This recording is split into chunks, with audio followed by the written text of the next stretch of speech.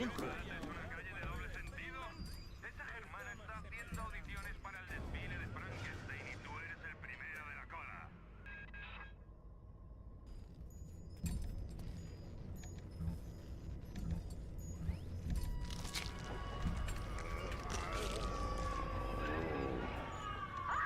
Mírate, todavía conseguiremos convertirte en un Big Daddy, creo. Ya solamente nos falta una cosa, el traje. Dirígete a escoltas blindadas Failsafe.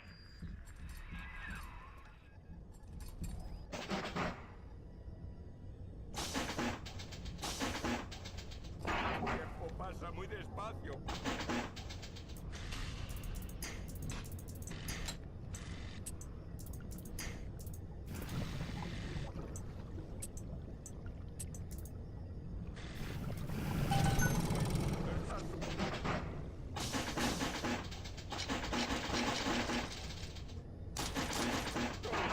Únicamente quería compañía.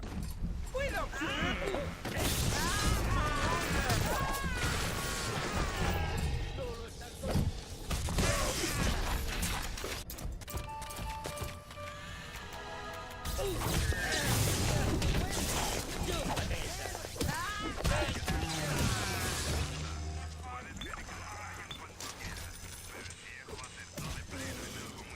No darás ni un paso hasta que alguien te diga adelante.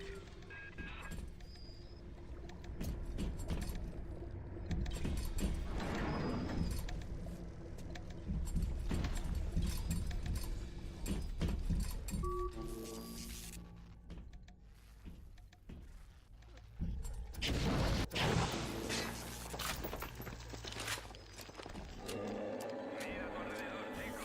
¿Crees que unas heroicidades de nuestro cuarto sirven de algo en este antro? Lo que ves no es más que el resto del vómito del sueño roto de rayas. ¿Crees que hay algo aquí digno de salvarse? Entonces te mereces ahogarte con el resto de esta escoria.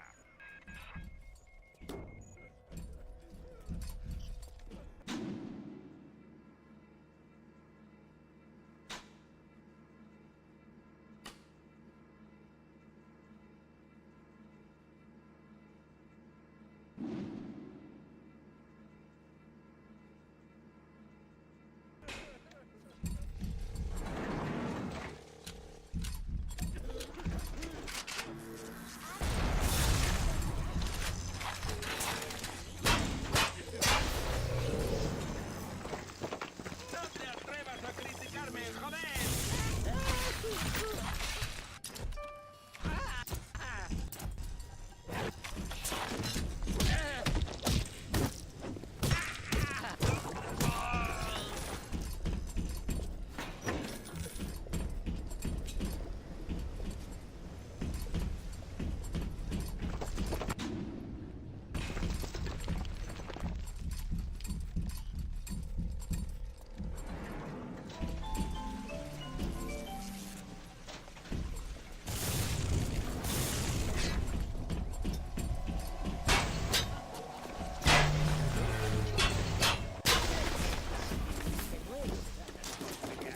No soy una mala persona.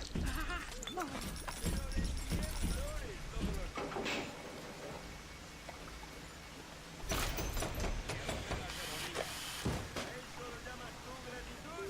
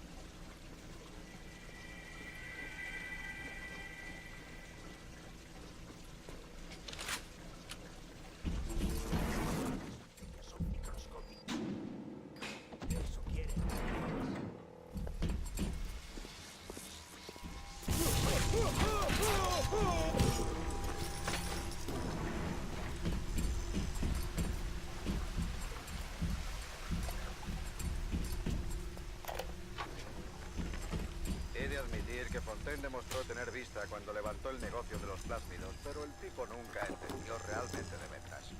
Esconder a esas niñas bajo la manta. Acabo de ver los diseños preliminares de las nuevas máquinas de plásmidos y son justamente lo que quería. Lo digo en serio, si se presenta con el marketing adecuado, esas Little Sisters son oro puro.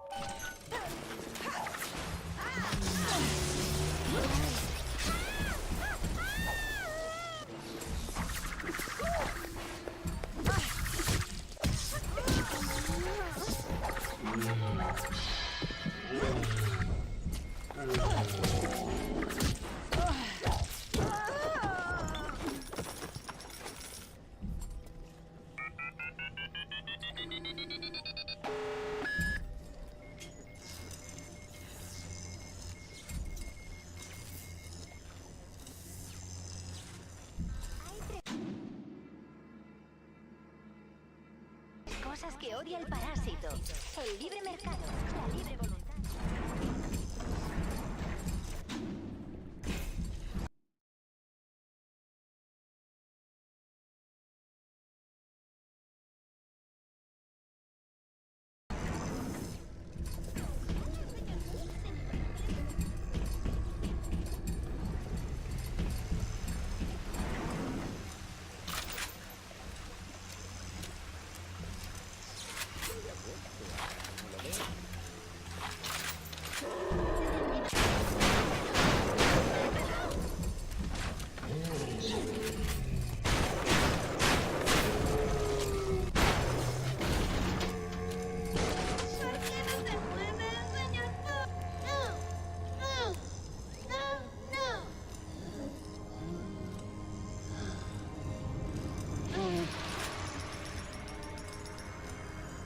Gracias, señor. Gracias.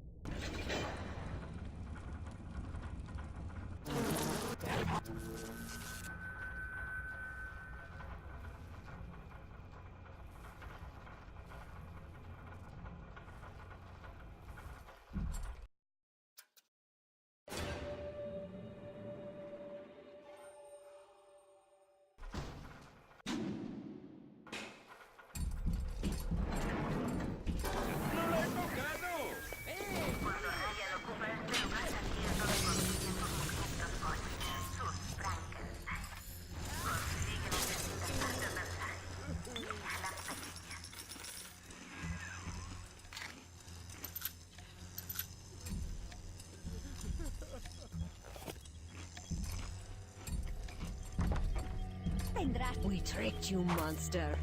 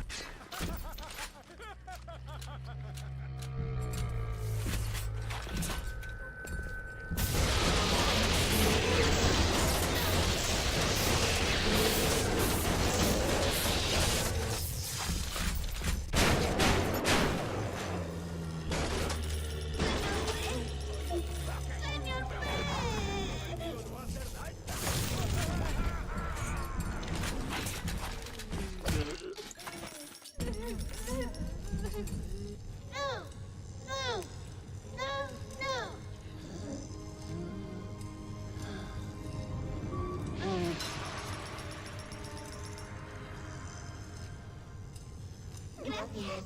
Gracias.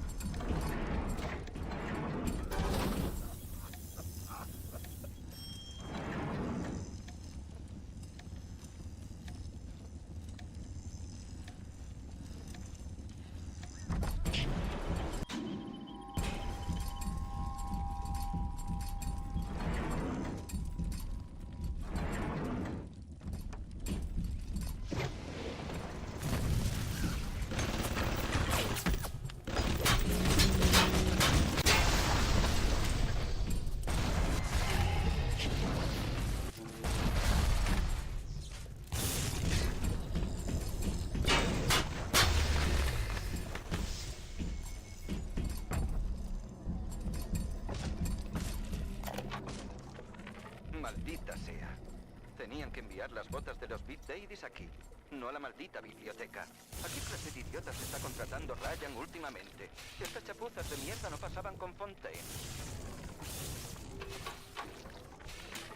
He de admitir que Fontaine demostró tener vista cuando levantó el negocio de los plásmidos, pero el tipo nunca entendió realmente de ventas. Esconder a esas niñas bajo la manta. Acabo de ver los diseños preliminares de las nuevas máquinas de plásmidos y son justamente lo que quería. Digo en serio, si se presenta con el marketing adecuado, esas Little Sisters son oro puro.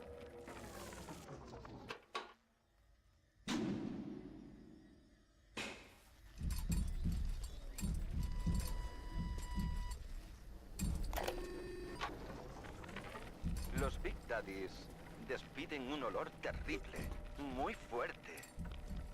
Quizás se pueda hacer algo, aunque a las Little Sisters parece gustarles. Ahora tenemos que encontrar reclutas. Convertirse en Big Daddy no tiene vuelta atrás. Pero Ryan dice, no te preocupes, los reclutas no serán problema. Ese Ryan es un buen tipo.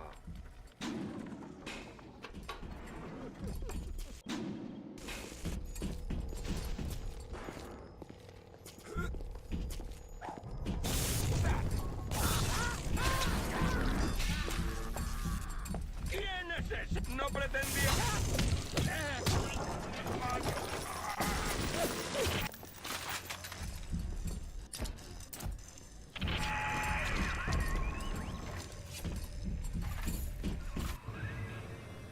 Aquí encontrarás un traje.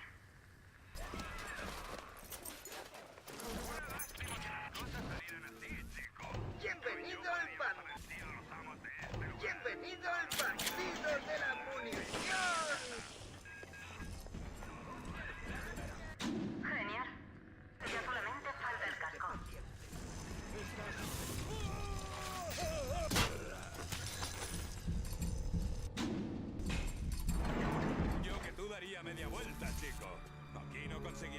que disgustos.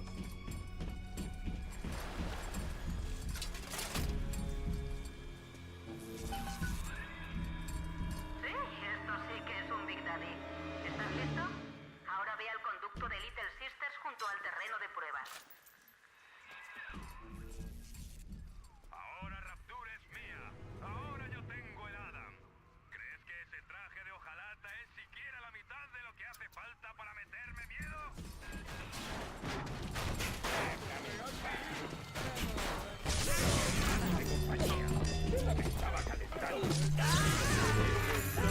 ¿Qué sabes hacer?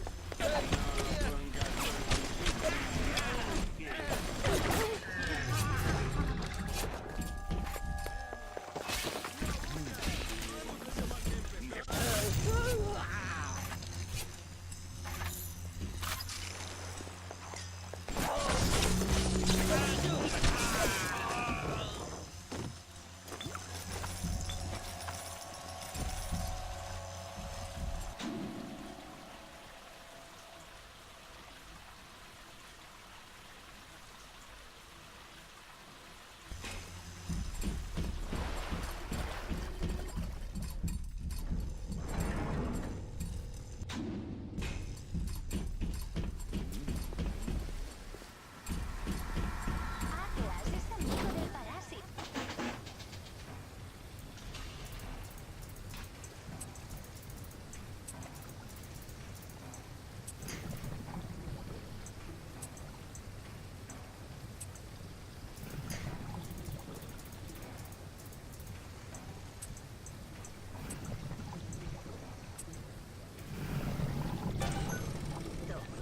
No seas amigo de Atlas.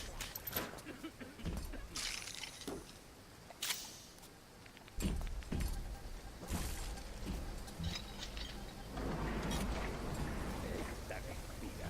Le demostraré qué les pasa a la señorita.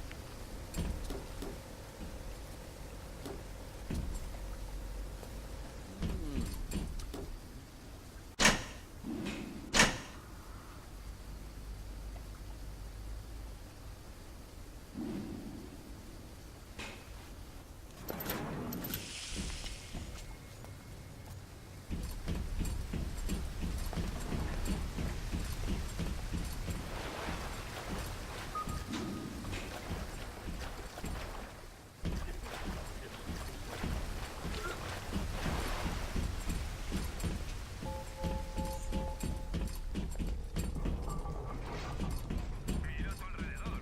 No hay nada más que salvar. Rapture es un mausoleo, un maldito cementerio de ferias. Y la Germana y tú no sois más que espectros. Solo es cuestión de tiempo que te des cuenta.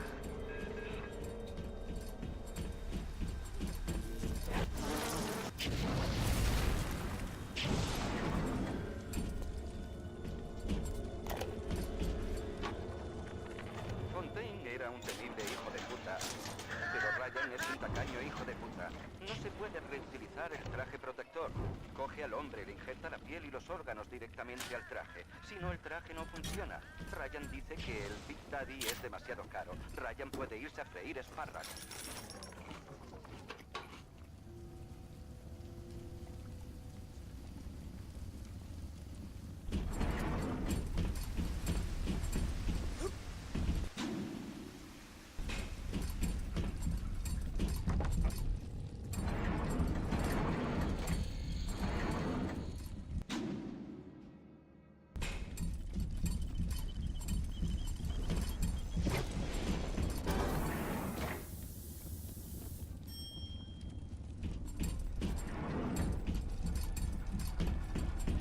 Parece que necesitas un buen estímulo. No me siento muy bien.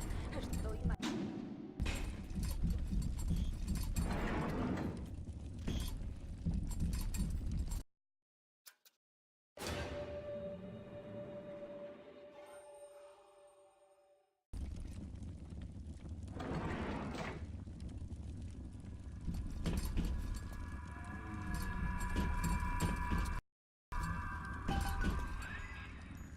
Tienes que hacerla salir de su escondite y entonces te dejarán cruzar la puerta. Vamos,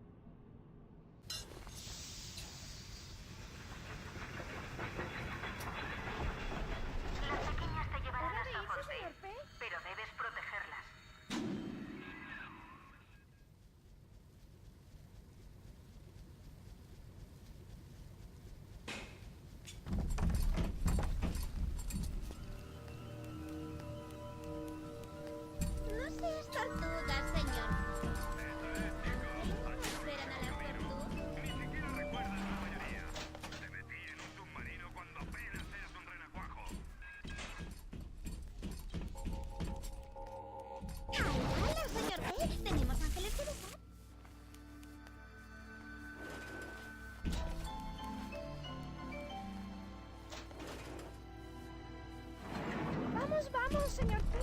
No hay tiempo que perder.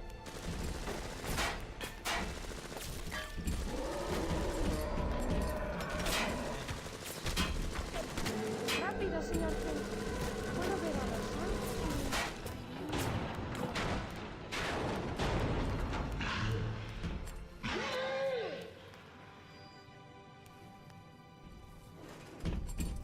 ¡Hala, hala, señor P! Tenemos ángeles que besar.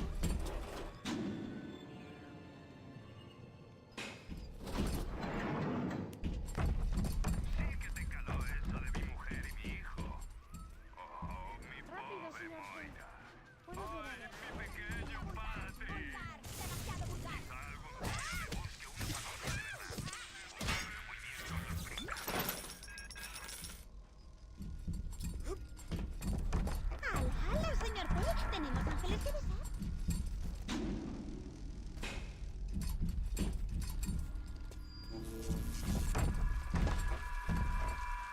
¡Vamos, vamos, señor P! No hay tiempo que perder.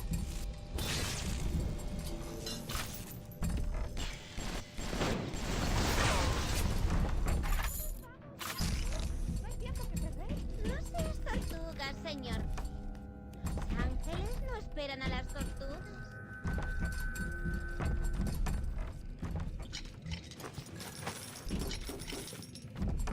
¿Hora de irse, señor P?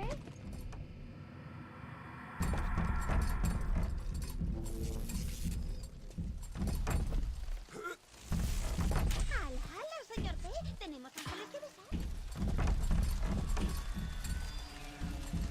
Rápido, señor P. Puedo ver a los ángeles bailando en el cielo. ¡Mira, señor Pompas! ¡Adam! Mira, ¿Hora de irse, señor P? aunque ya no tiene la necesidad física de recolectar, el condicionamiento mental de su chon todavía las mantiene realizando su terrible labor. Jamás podremos espiar pecados así.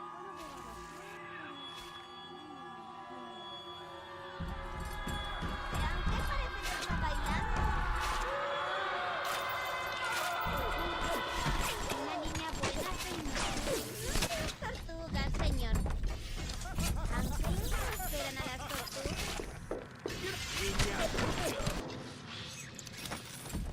Me gusta conseguir algo. Me hace feliz. ¡Hala, hala, señor P! Tenemos ángeles que besar.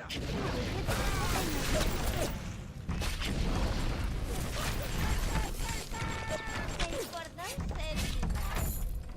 ¡Vamos, vamos, señor P! No hay tiempo que perder. Veo a Adam, señor.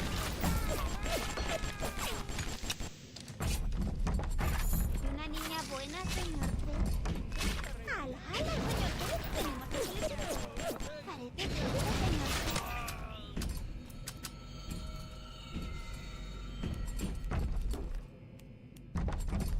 Rápido, señor P. Puedo ver a los ángeles bailando en el cielo.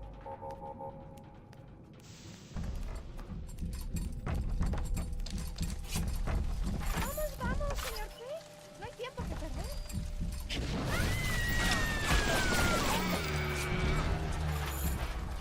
¿Hora de irse, señor P?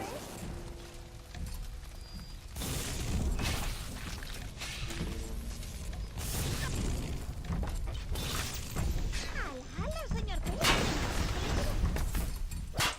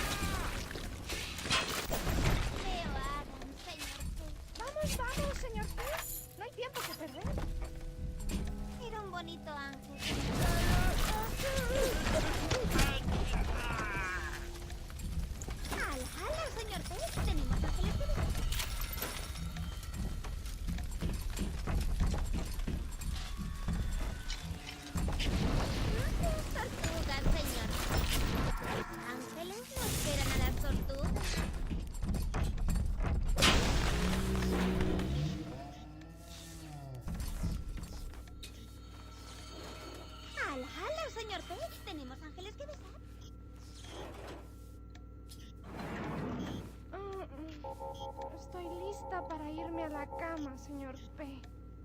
No seas tortuga, señor. Los ángeles no esperan a las tortugas.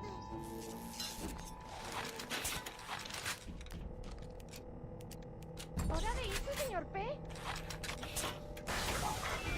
Rápido, señor P. ¿Puedo ver a los ángeles? Todos tenemos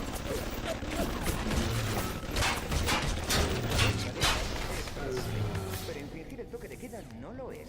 Quedaos en vuestro lugar, evitaos problemas. ¡Hala, hala, señor P! Tenemos ángeles que besar.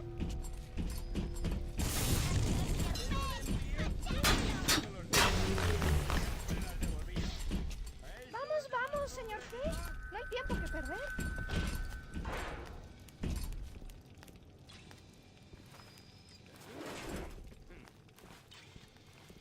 ¡Hala, hala, señor P! Tenemos ángeles que besar.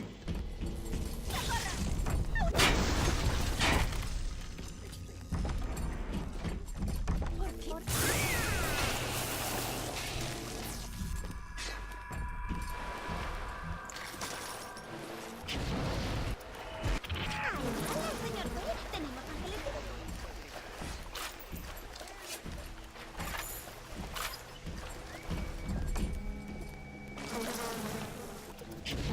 Rápido, señor P.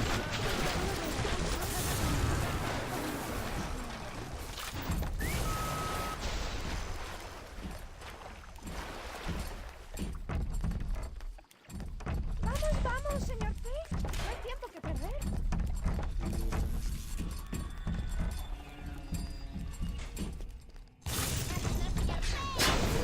¿Hora de irse, señor P?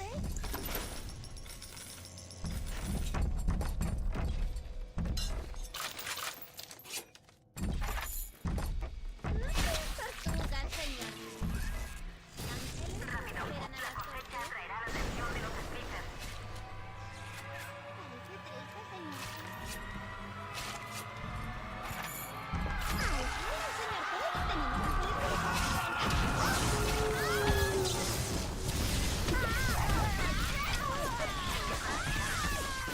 Pelada ya no soporte sus cuerpos y son tan vulnerables como cualquier otro niño. Si cae una pequeña, puedes llamar a otra en un conducto.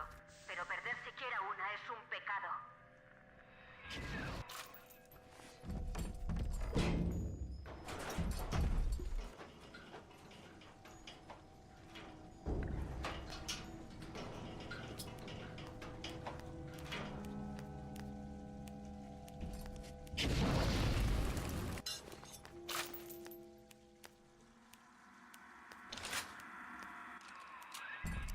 Mira, señor Estate muy P. atento a los speakers.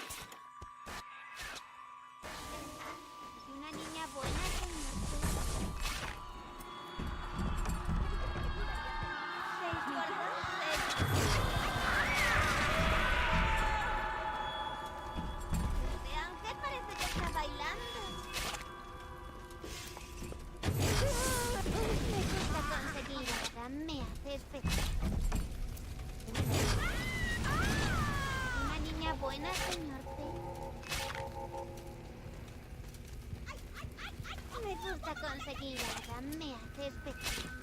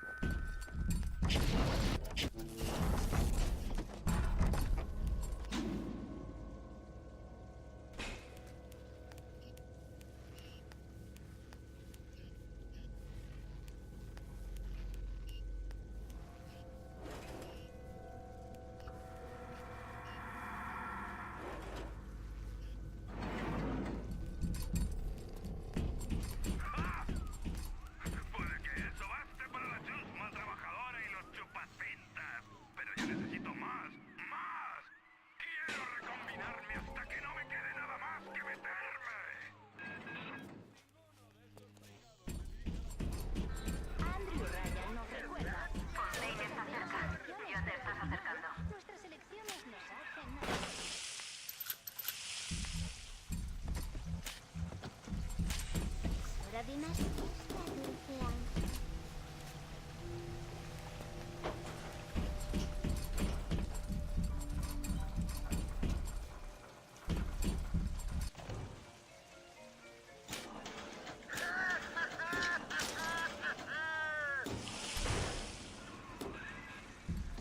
Bueno, tienes que usar la aguja de la Little Sister para extraer el Adam de Fontaine. Es el único modo de vencerlo. Fontaine aguarda arriba. A partir de aquí no hay vuelta atrás. Asegúrate de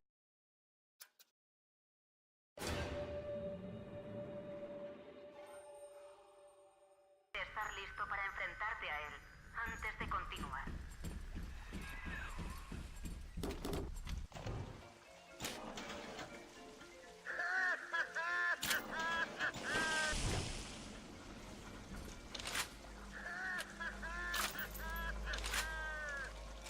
¡Sacia tus ansias del círculo Valius!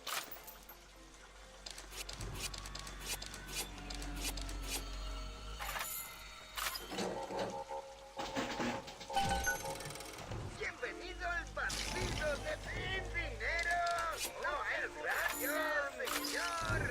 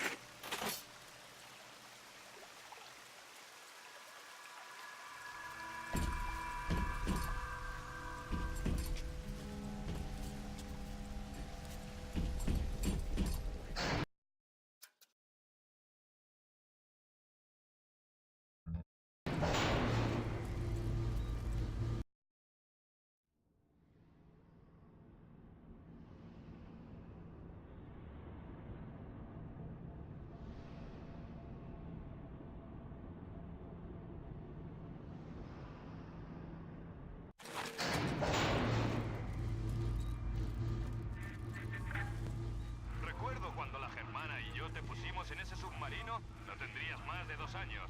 Sí, eras mi as en la manga, pero también eras lo más parecido que he tenido a un hijo. Por eso me duele esto. Traición, chico. La vida no es estrictamente negocios.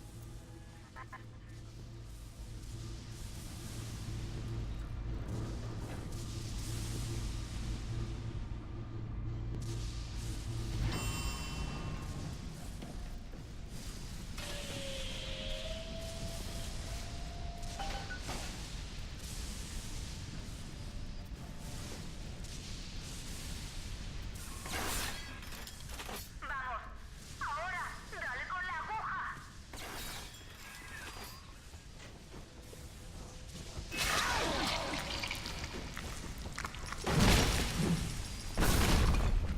¡Ven y verás, mamón! ¡Estás acabado!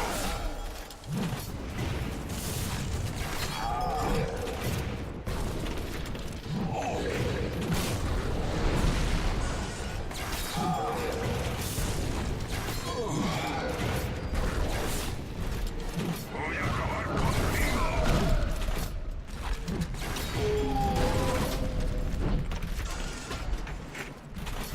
¡Aquí está! ¡Te cogeré!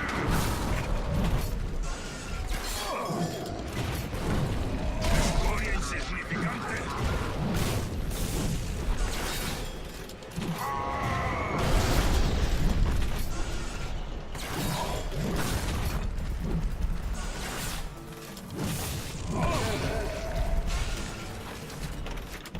¡Estás acabado!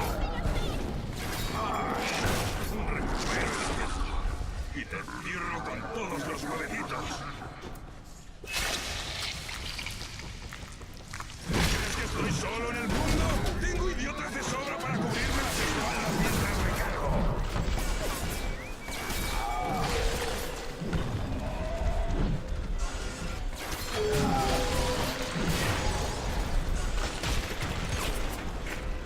¡Te cogeré! ¡Aquí está!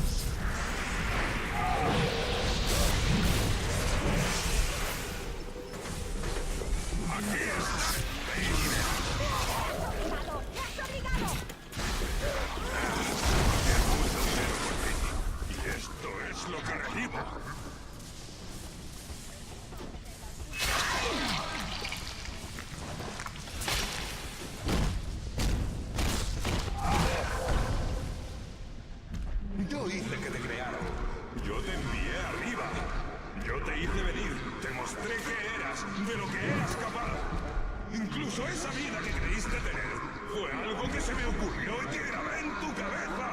Si a eso no lo llamas familia, no sé qué más quieres. Y ahora...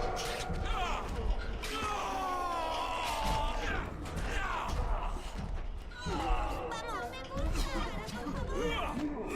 No me gusta, señor P. No me mata.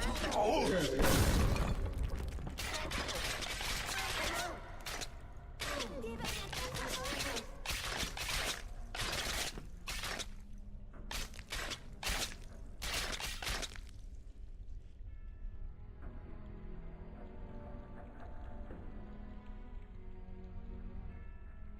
Te ofrecieron la ciudad.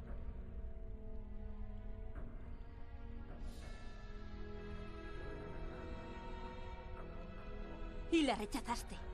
¿Y qué hiciste en vez de eso? Lo que siempre has hecho. Las salvaste.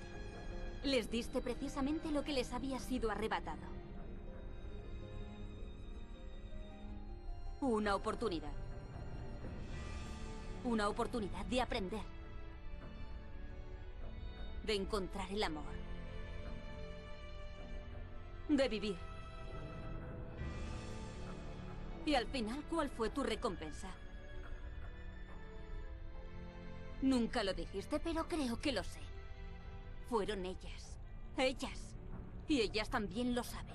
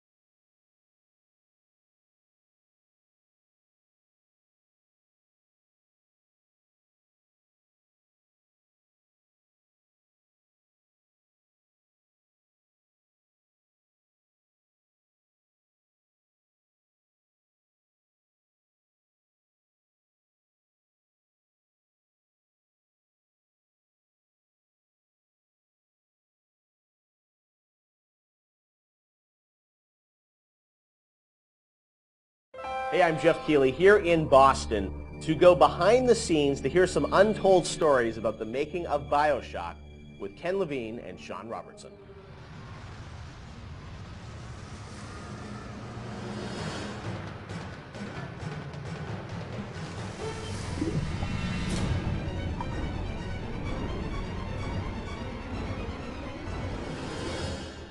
Let's talk a bit about the theme and setting of Bioshock, Rapture. I think a lot of people, when they played the game for the first time, Ken, they wondered, how did you even dream up this place? And I know you said publicly before that part of the reason you what led you to Rapture was this idea of fully simulating a place. Tell us about that sort of idea and the frustrations you had with other games where you sort of hit a bound. I think our philosophy was always to do what we were doing 100% rather than try to do something bigger and do it 50% or 40%. So one of the ideas of, and this sort of came from System Shock 2 as well, where you focus on an area that you can really bring to life and you kind of eliminate the questions of, well, why can't I go over the bridge to New Jersey? So we were able to really make a place, I think, that felt believable and real, even though in actuality it was really quite limited. But we just sort of dressed it with all these buildings outside that were all, basically glorified fakes. We let the story drive what we needed to show rather than some kind of like predetermined map which we set down, which is a little different than like System Shock 2, where we actually mapped a spaceship out deck by deck. Yeah. Because I don't know what the philosophy felt a little different there, because you want to feel like a real spaceship that was sort of stacked on top of each other. Rapture was free to sprawl across the ocean floor. Although you guys originally, Sean, were talking about doing this game on a sort of spaceship again, right? Yeah, when we first started talking about what the spiritual successor to System Shock 2 was going to be, spaceship came up, but again, we wanted a limited environment and we didn't necessarily want to do spaceship again. And our first actual exploration of this space was underwater, but ultimately ended up looking like a spaceship. It just happened to have a couple of seaweed fronds outside. And that started to push us towards what artistic statement that we wanted to make this look different, and what rules we were going to set for the world. How at every turn we were going to try to remind the player that they were in fact underwater and that this wasn't a spaceship. And how, like, underwater, we obviously know you did underwater, then sitting in the sky, like where did you come with the idea of like doing this underwater? I think there was probably a conversation. It's like, well, what kind of places could be cut off from other places? Yeah. Like, well, spaceship, summer camp, any island notion, right? Something that's cut off from the rest of the world. Yeah. So you never felt like you should be able to go over that bridge to New Jersey. I don't want to apply some deep and meaningful conversation. I think it was one of those ideas that you just kind of say, and then everybody, that sounds cool, let's try that. Let's go for it. And I think it lended itself to having very nice views out the window without having to build an insane amount of unique assets. Right. By today's standards, we still were a small team back then.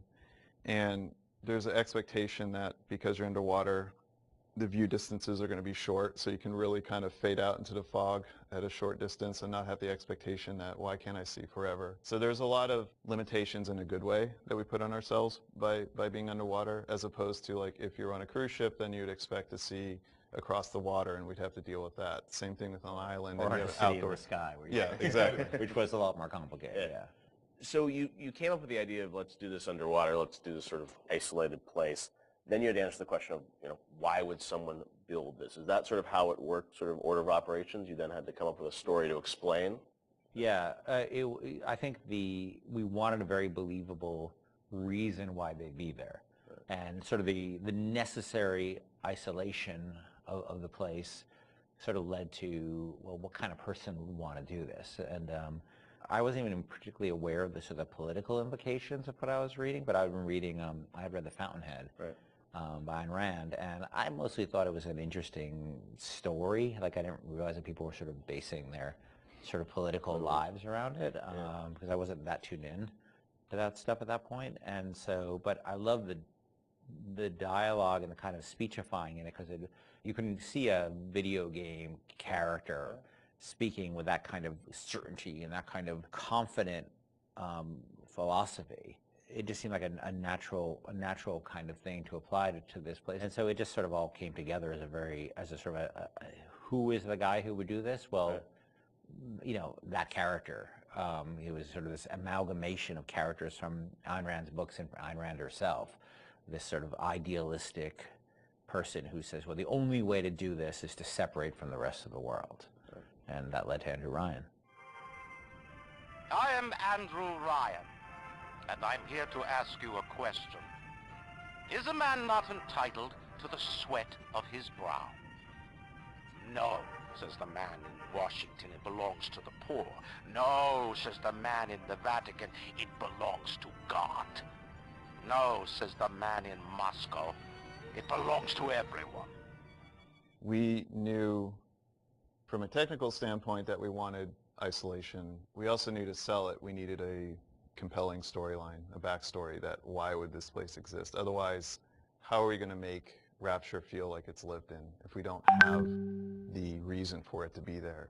So once we decided on the underwater location and then the closed off spaces, that objectivist story kind of came in and made the art stronger and made the level design stronger because we could feed back into that loop. And I think that's why we had to have sort of Andrew Ryan's pitch right at the beginning of the game. We wanted people to understand why somebody would go there.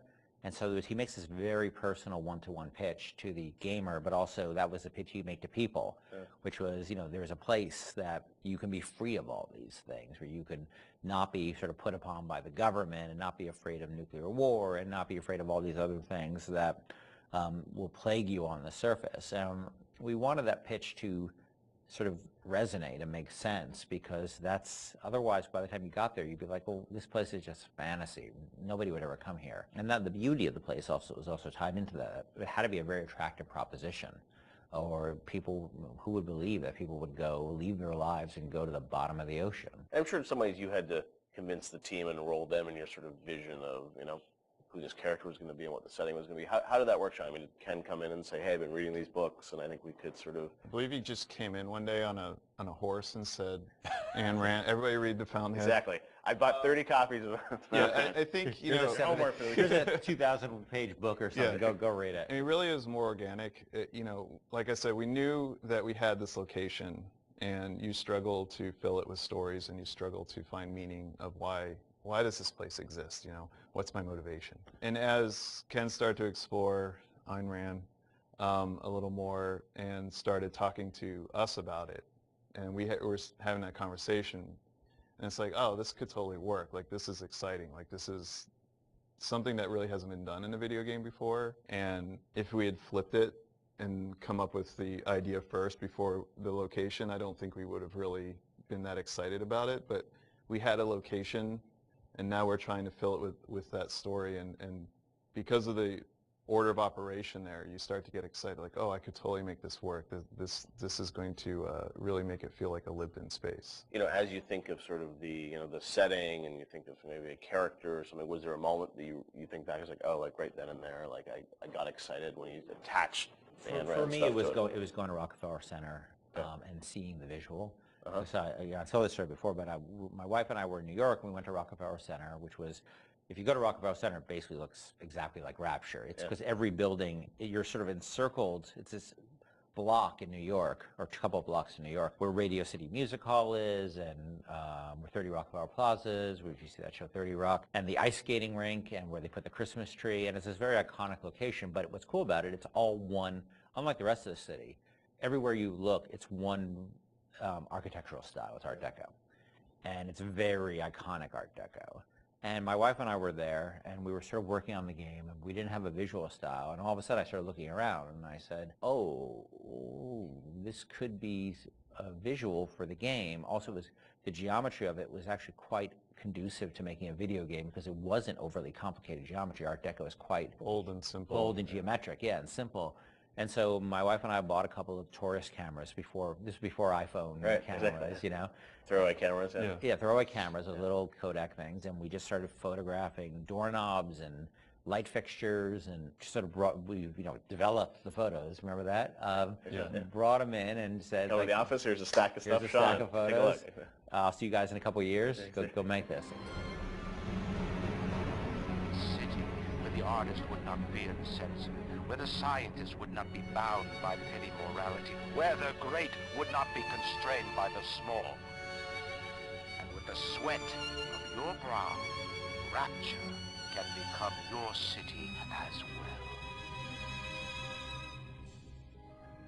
So you had kind of a theme, you came up with an art style, some of the iconic characters, and then, you really had to build the narrative around it. And you've talked about, a lot of the themes in the game and, greed, jealousy, sex, violence, all the things that sort of, drive us or what destroy us. And that was something I think that, as you thought about the story of the game, you wanted to, I'm sure, reflect some of those, right? Because I think people love the characters, it's sort of flawed in a way, and this is a world which is its own little microcosm, but had a lot of tension inside of it.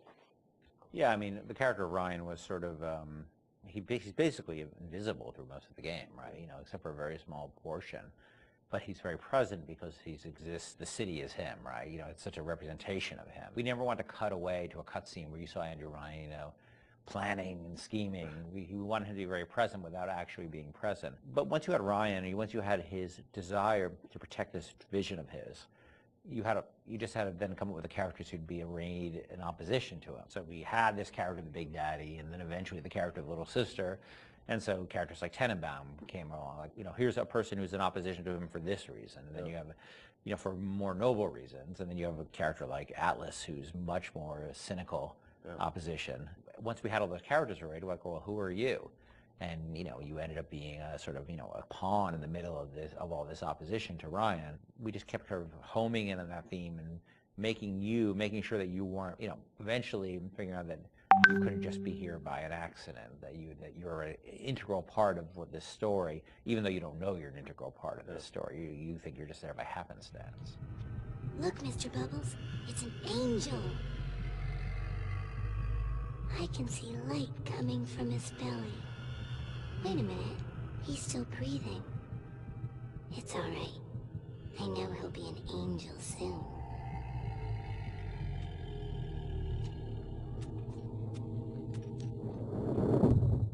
Bioshock was groundbreaking in many regards when it released in 2007, though fundamentally it shared many consistencies with Irrational's System Shock series. What elements of System Shock translated into Bioshock, and what was refined, altered, and innovated upon to create the world of Rapture? Let's take a look at the long road from System Shock to Bioshock.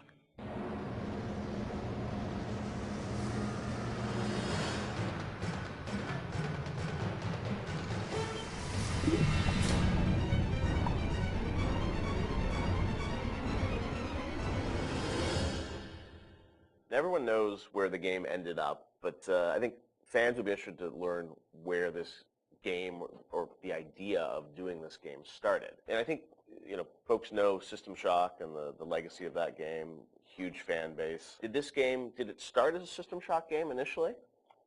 No, I mean, because we didn't have the rights to that, right? We kind of felt that there was more game design to mine there, that it was sort of, we did that one game and it was sort of the first game that really combined shooting and RPG, and it was a very small budget, it was a very small team, and it was the first game we had ever done, so we got pretty lucky, I think, in terms of how well it came out, but the odds are sort of stacked against it. And the team, was really enthusiastic about doing a game like that. And time had evolved, and the team was much more, we had done a bunch of games together, and we were, we had a stable technology base, and we were like, okay, well, which System Shock 2 was not. I mean, that engine, no game had ever shipped on that engine. It was a very crude piece of technology. Most of us had never shipped a game at the time. So like, well, what if we had a stable technology base, and we had a team that was more experienced and more seasoned, and we had, an actual, like our director, and which we didn't really have on System Shock 2.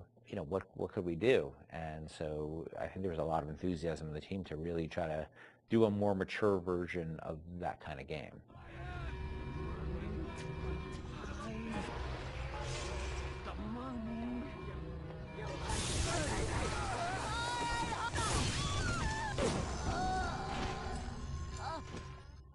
This is before we had sold the company to Take-Two, and we were an independent developer, right? We were sitting there, we were using the money we made from other development deals we had, and we would try to scrape together whatever time and money we had to work on this thing.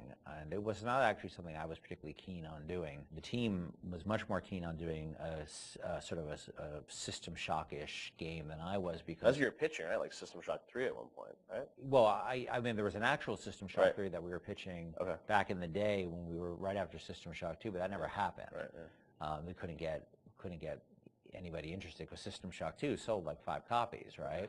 And so as the business guy, the guy who had to not only just sort of write the content, but the guy who had to go out and get the deals and pay everybody, I wasn't particularly excited about doing this because it was very disappointing when we did System Shock 2 and nobody bought it. You know, it got great reviews. It got these insane reviews, but it left us in a place where it didn't really move the needle for us in terms of making payroll. So I wasn't super excited about it because I didn't see a publisher be interested in it, and I didn't see the audience actually be particularly interested in this kind of game. And it was really the team who convinced me to invest in this because their enthusiasm. I think a lot of them came to the studio because of System Shock 2. And so finally they sort of battered me down. And it's good they did, because I was not the first fan of doing this. And I know initially there was something called the Serene Dawn. That was a spaceship? The name Or what of was it-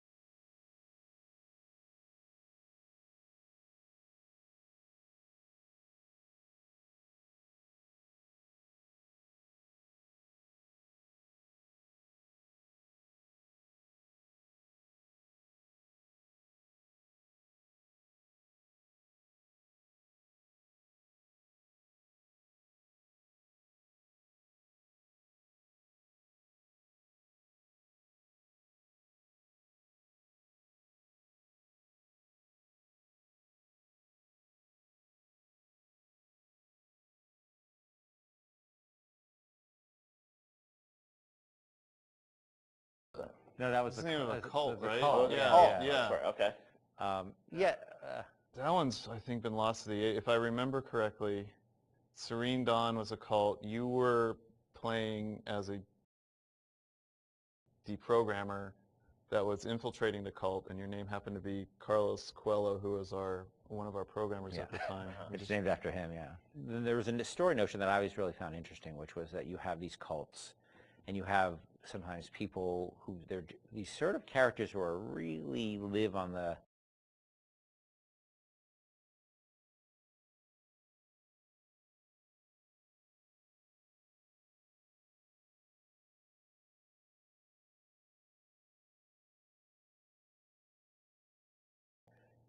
edge of the gray morality, which is these guys who come in and essentially kidnap people out of these cults or rescue them, depending on how you look at it. Because what it really is, from a functional standpoint, it's a kidnapping, right? You're coming to an adult and you're saying, you're hired by their parents or whoever. And this was in the story, it was like a senator whose daughter joined one of these religious movements called the Serene Dawn, you said? Yeah, the Serene Dawn. And I always thought that was a really interesting tension of this hero who's basically a kidnapper and taking a young woman against her will out of the place that she was in. Now, you could also make the other argument that, well, she was not really there by her will. But there's a really interesting conversation that goes on there. I think there was actually a Kate Winslet movie, a Harvey Keitel, Kate Winslet movie, which dealt with a similar theme. Because usually you hear that story, these deprogrammers as a sort of heroic kind of notion, but I always thought there's something interesting about agency going on there, and about are people entitled to make bad mistakes, or is it a bad mistake? It all depends on the person. And I'm not a fan of religious cults or religion in general, but there seemed to be an interesting discussion of freedom there and independent decision making.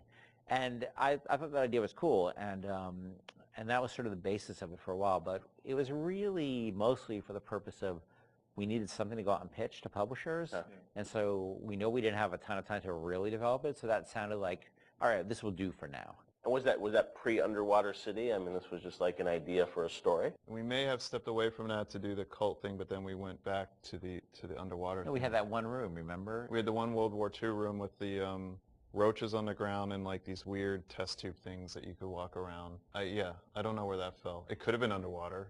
There was no windows. The thing is, we were a small business, right? And we were trying to like figure out a way to sell this thing with spending the least amount of money, because we didn't have any money. We didn't have a pot to piss in. So we would do this demo. That was one room basically, just to show. And I'd write up a document, and we'd take it around. And I'd fly around the country, be like, "Here's our room." It was a different time, you know. And we had just come off of SWAT 4. One of the advantages we had is that we were so familiar with that engine at that point that we could really start cranking through, you know, small rooms and lighting and making things look good. So I took it on the road to sell it to somebody, and nobody cared. We'd go to a publisher, and look, they have to make money, right? And then we'd say, we say, oh, it's sort of a spiritual successor to System Shock 2, and they'd be like, well, how did that sell? And I'd be like, my mom likes it, you know. And they would be like, well, we can't, you know. And usually we'd be talking to a fan. A lot of executives, like sort of junior executives, were fans of System Shock, and they'd go to their boss and they'd be super excited, and their boss would open up, you know, their Excel spreadsheet and be like, no, we can't do this. And I think the pitch probably evolved as we kept trying different permutations trying to sell, but we were also out there trying to sell like 2 or 3 other things at the time. We had a pitch for a game called Monster Island, and well, our SWAT 5 pitch was Zombie SWAT. Yeah, we had just come off of SWAT 4, which is like hardcore tactical, and we decided they wanted us to do another SWAT, and we didn't really want to do another hardcore tactical game, so we're like, what if we added zombies to SWAT? Like, you're a SWAT team that fights zombies and werewolves. That sounds awesome. And it was like, no, it doesn't. And this is before, like before zombies were a thing. Yeah. And so we came up with this thing called Division 9. Division 9, yeah. That probably would have been even a bigger financial success than Bioshock. Wow. But we couldn't get anybody interested in it. We didn't have enough werewolves in the demo, I think. We had 0 werewolves in the demo. Yeah, we were going to have werewolves, weren't we? Werewolves and vampires. That was the whole, really? Yeah, werewolves, the whole, vampires, like, zombies? just throw it all the Universal Studios monsters from like... Oh, wow. Yeah. So what happened was we couldn't sell it, but we were always sort of independent-minded. And so I said, well, what if we sort of did this in reverse? Instead of getting a publisher first and then doing a press tour on it, what if we sort of did the press first? Yeah. And we called up a guy, Andrew Park, who's at GameSpot at the time, who was a fan of System Shock 2 and a great guy. And I said, well, will you come out and look at this thing we're doing and write a story on it? And he was like, sure.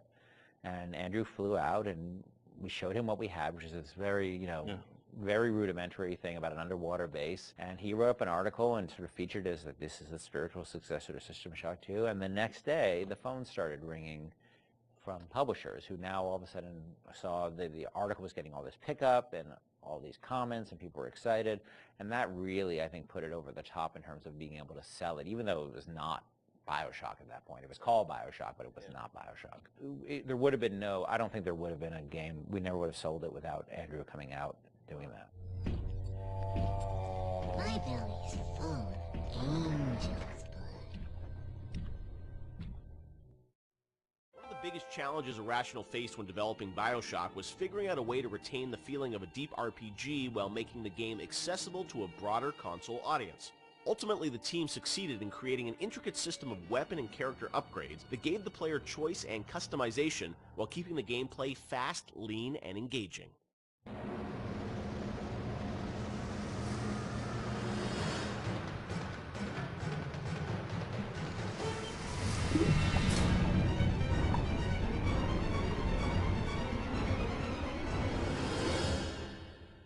One of the hallmarks of Bioshock, to me at least, was that it really blended RPG and sort of first-person action game together in a way that, you know, is sort of standard today, but a decade ago was really pretty revolutionary.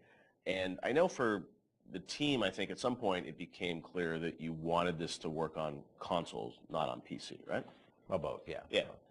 But so the idea of, you know, doing a console game